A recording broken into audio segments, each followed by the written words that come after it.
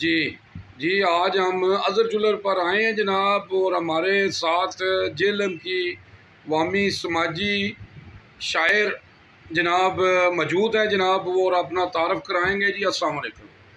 वालेकुम अस्सलाम। मेरा नाम जी इफ्तखर मोती आ है।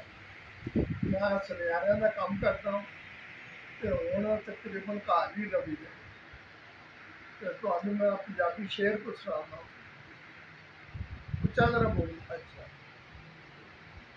जहलम तू कैडा चंगा है, जहलम तू कैडा चंगा है, मिंबर तेरे लगे भुजे अपू नंग मनंगा है, जेड़े तेरे नारे लांदे इयो तैनू वड वड खांदे, तेरा कोई ना सज्जन बेली तैनू झूठ बनाई से, अन्ना लोकां दा ना कर अतबारा मतलब देने सारे यार, अन्ना तैनू की आशा खा छड्डी है, खाण लई हथ मुका छड्डी है।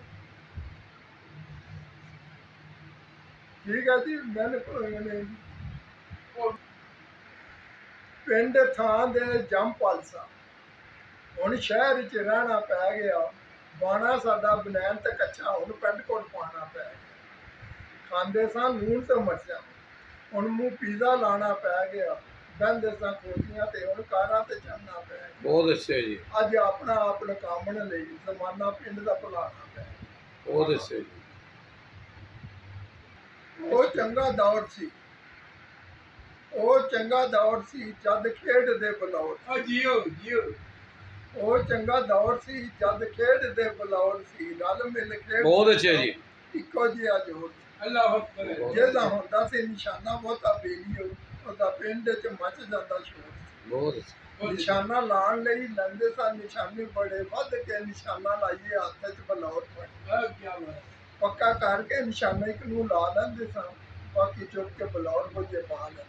ਬਹੁਤ ਅੱਛਾ। ਜਿੱਤੇ ਹੋਏ ਵੀ ਬਲੌਰ ਬੰਦਾ ਹਾਰ ਜਾਂਦਾ ਸੀ, ਛੇਕੜੀ ਲੈਣ ਲਈ ਆੜੀ ਅੱਗੇ ਆੜ ਜਾਂਦਾ ਸੀ। ਬਹੁਤ ਅੱਛਾ। ਛੇਕੜੀ ਉਹ ਮੰਗਿਆ ਜੋ ਹਾਰ ਜਾਂਦਾ ਸੀ, ਐਨੂੰ ਨਾਲ ਬਲੌਰ ਨੂੰ ਨਿਸ਼ਾਨਾ ਲਾਉਂਦਾ। ਕੀ ਬਾਤ ਹੈ। ਐਨੂੰ ਦੀ ਬਲੌਰਾਂ ਵਿੱਚ ਦੌੜ ਸੀ, ਐਨੂੰ ਅੱਗੇ ਨਾ ਕੋਈ ਠਹਿਰਦਾ ਬਲੌਰ। ਕੀ ਬਾਤ ਹੈ। ਹੁਣ ਸਾਰੇ ਠਹਿਰੂ ਨਹੀਂ ਕੋਈ ਬਣਦਾ ਬਲੌਰ ਸੀ, ਜਦ ਠਹਿਰੂ ਕਿਸੇ ਕੈਡਾ ਚੰਗਾ ਦੌਰ। ਅੱਲਾਹ। ਕੀ ਬਾਤ ਹੈ।